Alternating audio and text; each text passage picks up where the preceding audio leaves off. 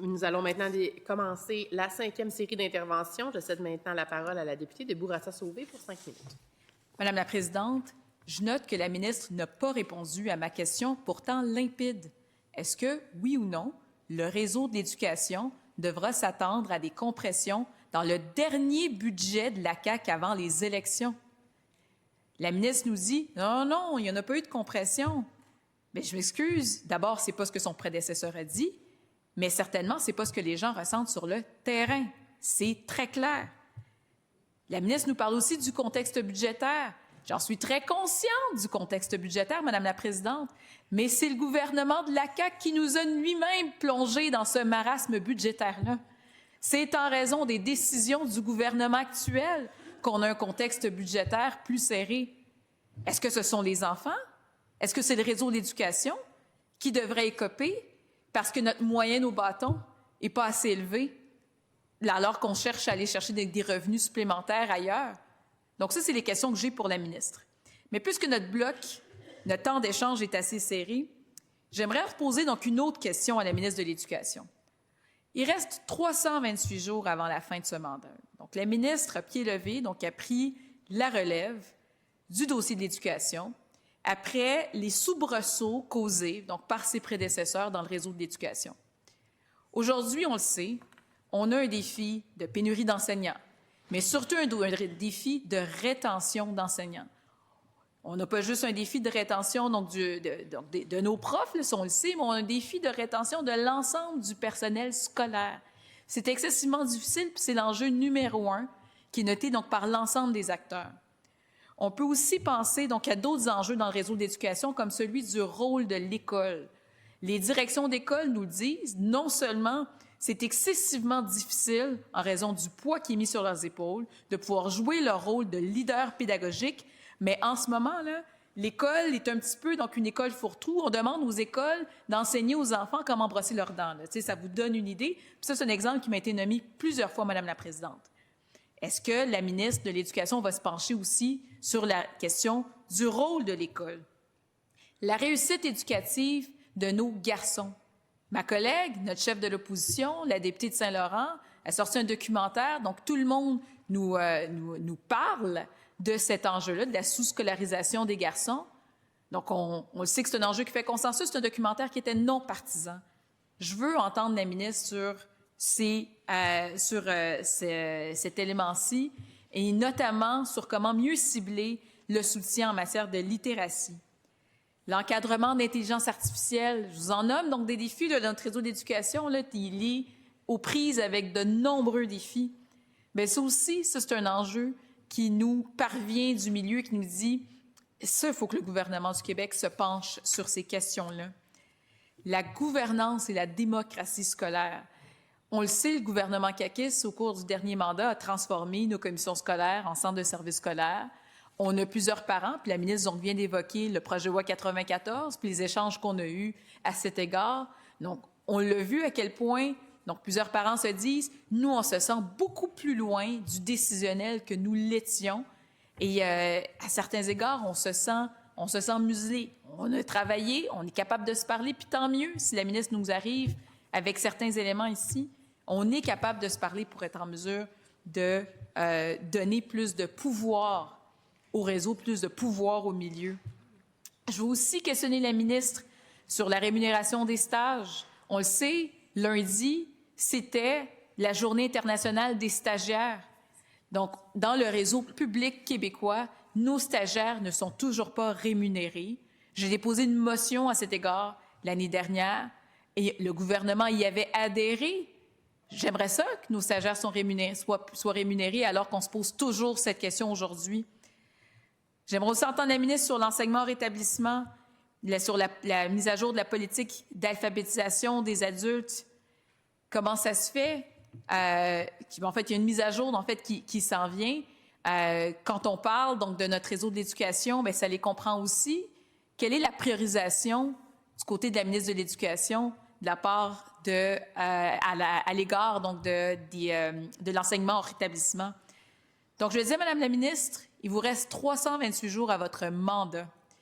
Votre seule dernière année de mandat comme ministre de l'Éducation. Est-ce que vous allez régler au moins un de ces enjeux énumérés?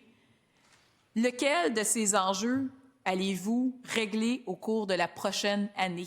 La parole est maintenant à Madame la ministre.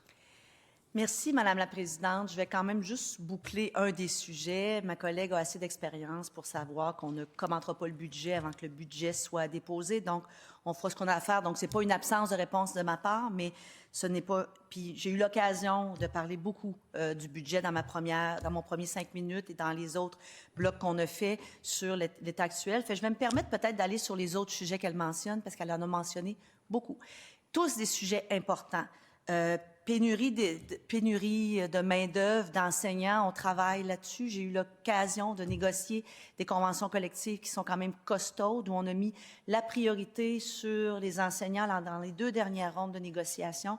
Le personnel de soutien également, qui est fort important pour l'équipe école. Si on parle simplement des salaires, ce sont les métiers qui ont eu le plus d'augmentation depuis 2018.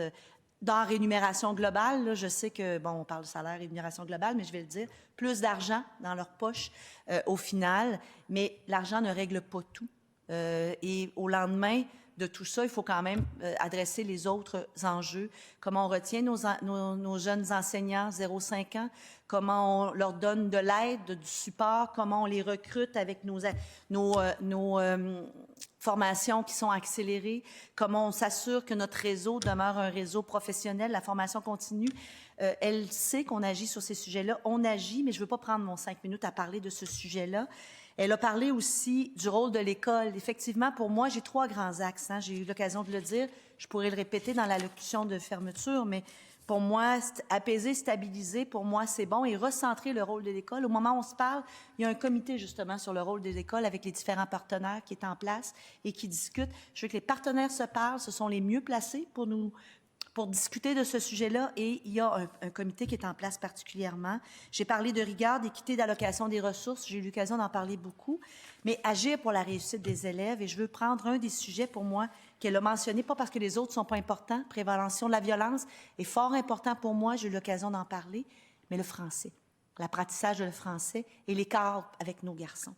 Pour moi, renforcer le français dans les écoles est fort important. La culture, apprendre à lire, la lecture.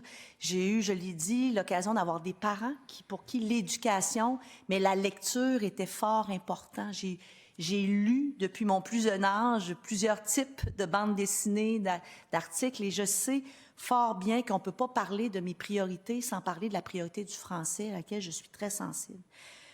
C'est un déterminant incontournable pour l'apprentissage de nos jeunes et la réussite éducative, particulièrement la lecture, la capacité de lecture. On a parlé dans le documentaire du décodage, mais c'est quelque chose pour lequel j'étais déjà sensibilisée de par mon parcours personnel.